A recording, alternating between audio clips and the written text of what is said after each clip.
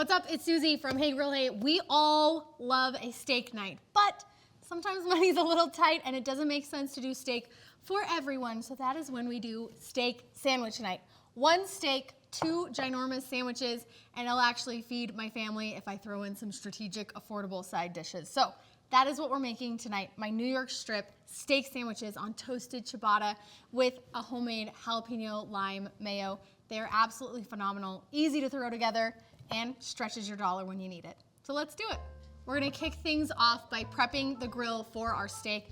I've got a charcoal grill preheating about 450 degrees. We are just gonna do quick sears on the outside of the steak, get it to a nice medium rare.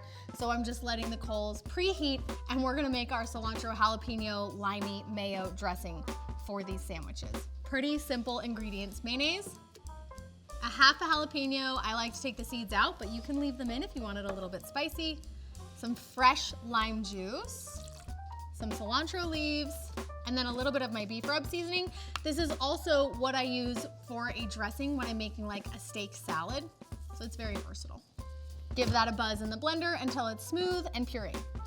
Just like that, our dressing is ready. Transferred to a dish, and then we'll get to work on our steak. Dressing is ready. Let's season our steaks and get those on the grill. I've just got a New York strip steak here, but you can also use sirloin if you're on even more of a budget.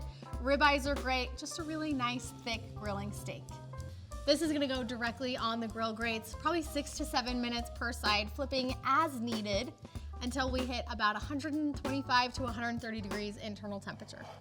While the steaks are grilling, I like to prep the rest of my ingredients so it's easy money assembly when the steak is finished. I've got 2 large ciabatta rolls that I've cut in half. I love toasting these on the grill. The texture of a toasted ciabatta on a sandwich is the best. It's crispy, crunchy, browned, and chewy. So I usually drizzle these with a little bit of olive oil, and then they'll go onto the grill right next to the steaks to get some of that charred, toasty bread flavor. Absolutely delicious.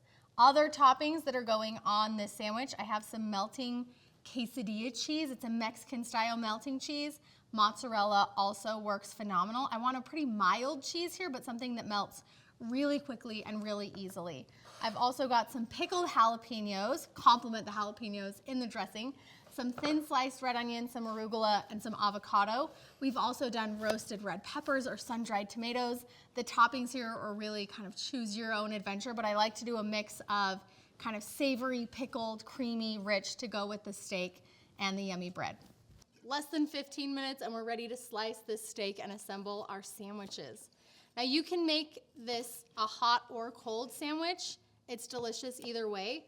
I do like to go from the grill onto the toasty bun and eat it warm, but it is delicious chilled as well. I usually give my steak kind of pretty thin slices. It makes it easier to eat on a sandwich. Steak is sliced, it's time to assemble our sandwiches. I like to start with a spoonful of that mayo across the bottom of the toasted ciabatta. Let it sink into all of those yummy ciabatta crevices. A layer of the melting cheese, and then the hot steak right on top. If you really want the cheese to be super melted, you can pop those under the broiler for a minute. I actually think this one steak could probably make 3 or 4 sandwiches.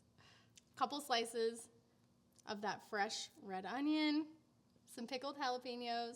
You can go mild or spicy here. It's all about preference. Some fresh arugula. On the top, I'm probably gonna do a little bit more of that dressing because it's so good. You don't have to. And then some fresh avocado slices. Top off your sandwich. Sandwiches are assembled. I like to cut these on a bias because it feels fancy. And then you get to see every layer of this gorgeous steak sandwich. There's the recipe. I hope this helps you feel a little bit more confident in the backyard that you can cook a beautiful steak, stretch your dollar, make it go further, and make something absolutely delicious for your friends and family. If you do love this recipe, head to my website, leave me a review, or snap a photo and tag me on social media. I would love to cheer you on your journey to becoming a backyard barbecue hero. We'll see you next time.